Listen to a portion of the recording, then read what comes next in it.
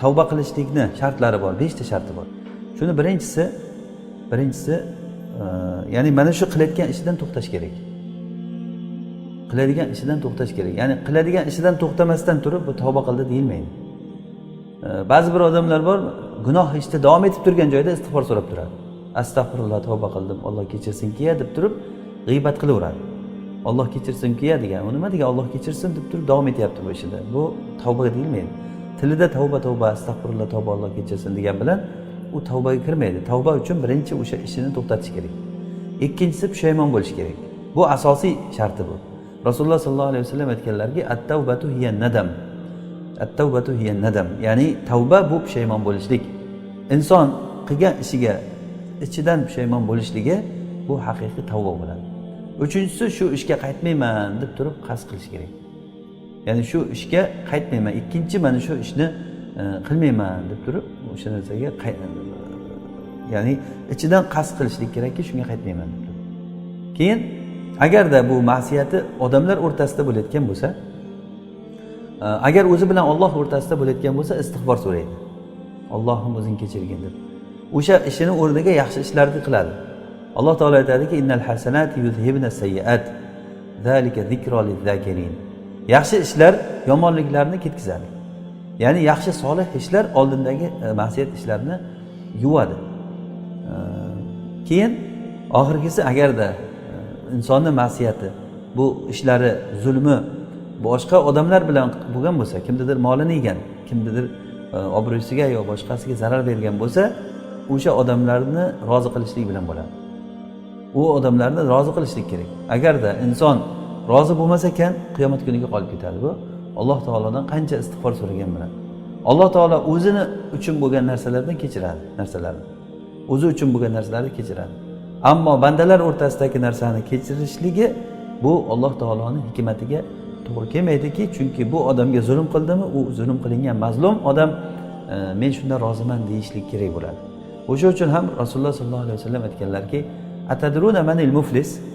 Sizlar bilasizlarmi muflis kim? Ya'ni bankrotga uchragan odam kim? Sahobalar aytdiki, muflis degani dinor, dirhami yo'q bo'lgan, hech narsasi yo'q odam aytiladi. Rasululloh aytdilarki, yo'q, unaqa emas. Muflis degani qiyomat kuni Alloh taolaga juda katta tog'day hasanotlar bilan keladi. Katta hasanotlar bilan haj qilgan, ro'za tutgan, namoz o'qigan, qancha sadoqatlar, xayrotlar qilgan katta bir ajr bilan keladi. Lekin kimnidir molini yegan, kimnidir so'kkan, kimnidir haqoratlagan, mana shunday bir kimnidir g'iybat qilgan, mana shunday bir ishlar bilan keladi. Shunda bu odamni hasanotlaridan ularga olib berilaveradi. Bu kunda, qiyomat kunda dirham va dinor rol o'ynamaydi. Bu kunda faqatgina yaxshiliklar bilan, undagi muomala pul, hasanat va sayyiatlar bilan bo'ladi. Haligi zolimni hasanotlari bo'lsa agar, o'sha hasanotlardan mazlumlarga olib beriladi. Hasanotlari haligi zulmlari tugaguncha olib beriladi. Agar hasanotlari tugab qolsa, hali zulmlari tugamasa, ularni, mazlumlarni sayyiatlardan, yomonliklardan olib buni yomonligini tarozisiga tashlanadi. Keyin qarasaki, tog'day hasanotlar tugab, o'rniga tog'day sayyiatlar, yomonliklar yig'ilib qoladi. Keyin uni do'zaxga uloqtirib yuboriladi degan.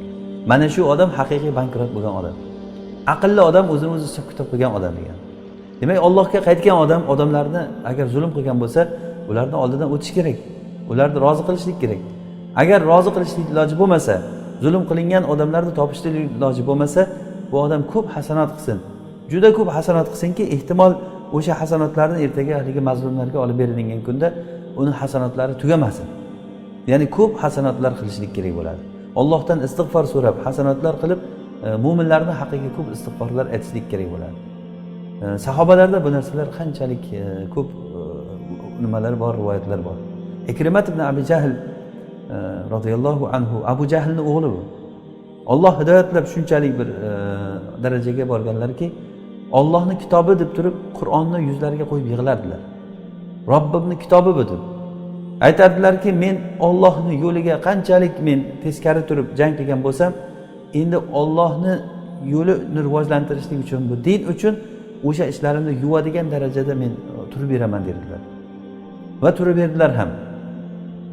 Ya'ni mana shunday musulmon kishi, ya'ni Allohga qaytgandan keyin butun o'rtadagi o'zi bilan Allohning o'rtasidagi muomalalarni tuzatishlik kerak va o'zi bilan banda o'rtasidagi muomalalarni tuzatishlik kerak bo'ladi. Endi bandani o'rtasida tuzatishlik bo'lgan narsalar hammamizga ma'lum. Masalan, zulm qilgan bo'lsa qaytarib beradi, yaxshi muomala qilishlik, ularning haqqini yemaslik va hokazo va hokazo. O'zi bilan Alloh o'rtasidagi muomalani qanday tuzatadi? Inson Allohga qaytgandan keyin Allohni rozi qilishlik uchun va Alloh uni gunohlarini kechirishlik uchun nima sabablar bo'lsa, o'shalarni hammasini qilishlik kerak bo'ladi. Alloh qachon rozi bo'ladi odamlar? Alloh taolo bizdan qachon rozi bo'ladi? Alloh taolo boy odamdan rozi bo'ladimi? Yo Alloh bir semirgan odamdan rozi bo'ladimi?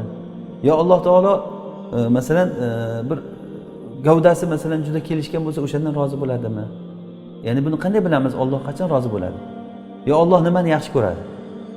Buni biz shariatda o'rganamiz. Shuning uchun ham sahobalar kelib, "Ey Rasululloh, ayyul amali ahabbu ilalloh?" Qaysi amallar Alloh taologa eng yaxshiroq deb so'rardilar. Rasululloh javob beradilar: ota-onaga yaxshilik qilishlik yoki haj qilishlik yoki Allohga iymon keltirishlik va hokazo.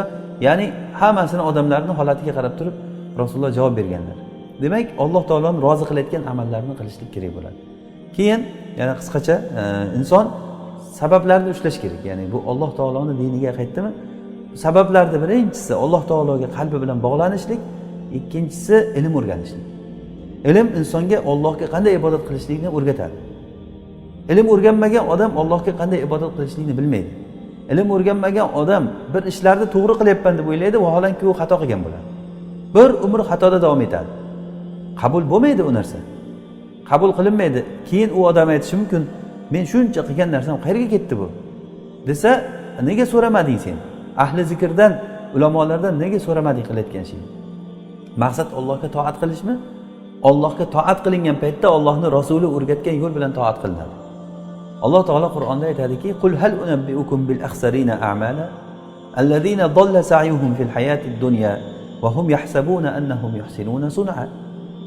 Sizlarga eng zarar ko'rgan, ya'ni amalini qilib oxiri puchga chiqqan odamning kimligini aytaymi? Ular shunday odamlarki, dunyoda adashganligini o'zi bilmaydi. O'zi yaxshi yo'ldaman deb o'ylaydi. Yaxshiliklarni qilyapman deydi, lekin ularning qilayotgan ishlari Allohning huzurida maqbul emas.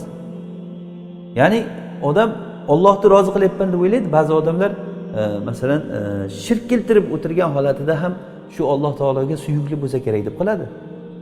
Shirk ishlarini Allohga suyukli deb qiladi. Makka mushriklari o'sha butlarga ibodat qilib turgan holatlarida bular bizni Allohga yaqinlashtiradi deb Allohga yaqinlashish uchun qilgan shuni. Mana shu odamlarni Qur'onda mushrik deydi, kofir deydi. Rasululloh sollallohu alayhi vasallam o'sha odamlar bilan jang qildilar. O'shalar bilan kelishmovchilik chiqdi o'rtalarida. Abu Jahl, Abu Lahab bular o'sha Allohni tan olardi ular. Lekin ishlari noto'g'ri edi.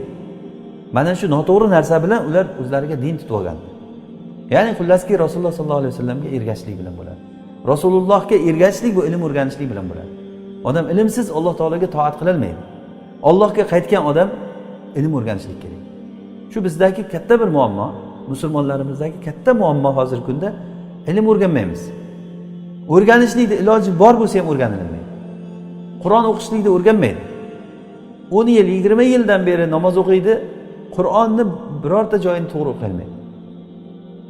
Bilmaslik ayb emas. Lekin bilmaslikda davom etishlik, o'rganishlikda iloji bo'lib turib davom etishlik bu ayb bu. Qo'limizga kitob olib o'qimaymiz.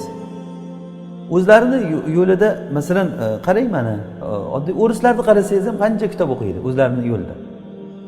Lekin bizni musulmonlar bo'lsa kitob ham o'qimaydi.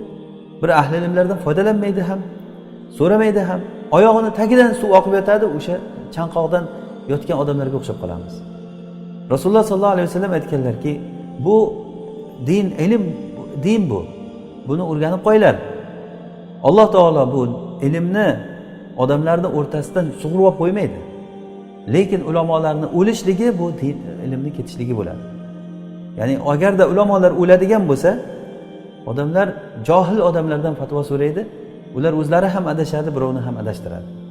O'sha uchun ham modomiki ahli ilmlar bor ekanmi, o'rgatadigan odamlar bor ekanmi, shularning atrofiga borish kerak, o'rganish kerak. Kitoblar bor, ularni o'qish kerak, sabablarni ushlashlik kerak. ana o'shanda Alloh subhanahu va taolo ya'ni odamlarga tavfiq beradi. Hidoyatda Alloh taoloning qonuni bor. Alloh taolo bu hidoyatni osmondan sochib odamlarning boshiga dinor, dirhamda kimni boshiga tushganga tushib, tushmaganga tushmaydigan narsa emas bu. Bu bir qonun ustiga, hikmat ustiga qurilgan yo'l bu. Kim hidoyatda yuradi, kim zalolatga ketadi. Alloh taolo nima uchun Abu Tolibni adashtirdi, o'g'li Alini hidoyatladi? Nima uchun Abu Jahlni adashtirdi, kofir holatda o'ldirdida, uni o'g'li Ikrima shahid bo'lib o'ldi? Bu odamni lol qoldiradigan narsa. Nima uchun Abu Lahab shunchalik Abu Lahab bo'ldi? Ammor va Bilol va boshqa sahobalar bana shunchalik Alloh taolo rozi bo'lib, sen jannatlisan deyilindi tirikligida. Ya'ni bu nimaga asoslangan? Uni bir albatta bir uning qonuni bor. Alloh taolo hammamizga tavfiq bersin. يا هاشم أفراح وتحيا على أنقاضها كتل الرزايا إلهي لا تكل نفسي لنفسي إذا والله تخذلني السجايا وصولي عبرة بها ولغيري لأبصر كل ما حولي مرايا إلهي يا جيش أحزاني غزاني ومن همي تباغتني سرايا وجدتك يا حبيب الصدق تعدو خطايا لتستجير من الخطايا وجدتك يا حبيب الصدق تعدو خطايا لتستجير من الخطايا